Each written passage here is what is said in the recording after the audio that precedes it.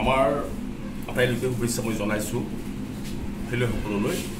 আমাৰ 2021 চনৰ 17 ছেপ্টেম্বৰৰ পৰা 19 ছেপ্টেম্বৰলৈ হাৰিয়ানাৰ ৰোহটকত ছাত্ৰ অলিম্পিক খেল অনুষ্ঠিত হৈছিল আৰু অতি সৌভাগ্যৰ বিষয় আমাৰ অসমৰ পৰা 6 গৰাকী খেলুৱৈ তাত অন্তৰ্ভুক্ত হৈছিল আৰু এই 6 গৰাকী খেলুৱৈৰ ভিতৰত 5 গৰাকী উচু খেলত প্ৰতিদ্বন্দ্বিতা কৰিছিলে আৰু তুমুল প্ৰতিদ্বন্দ্বিতা কৰি তেওঁলোকে সোণৰ পদক লাভ কৰিবৰ কাৰণে সক্ষম হৈছিল।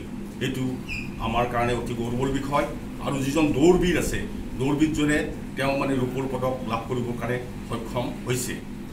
অতি আনন্দৰ বিষয় যে আমাৰ অসমৰ পৰা যোৱা 6 গৰাকী খেলুৱৈ আমাৰ এছিয়ান গেমছত অন্তৰ্ভুক্ত হ'বৰ কাৰণে সমৰ্থবান হৈছে, অৰ্থাৎ তেওঁলোকে এছিয়ান গেমছ খেলিব পাৰিব।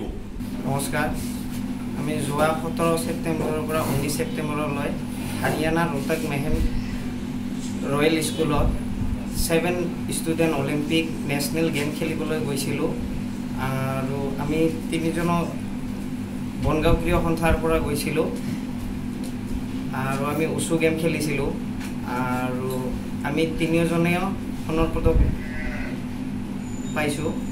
তোমালোকে কি অসম দলৰ গৈছিলা নেকি? আমি অসমৰ পৰা গৈছিলোঁ, অসম দলৰ হয়।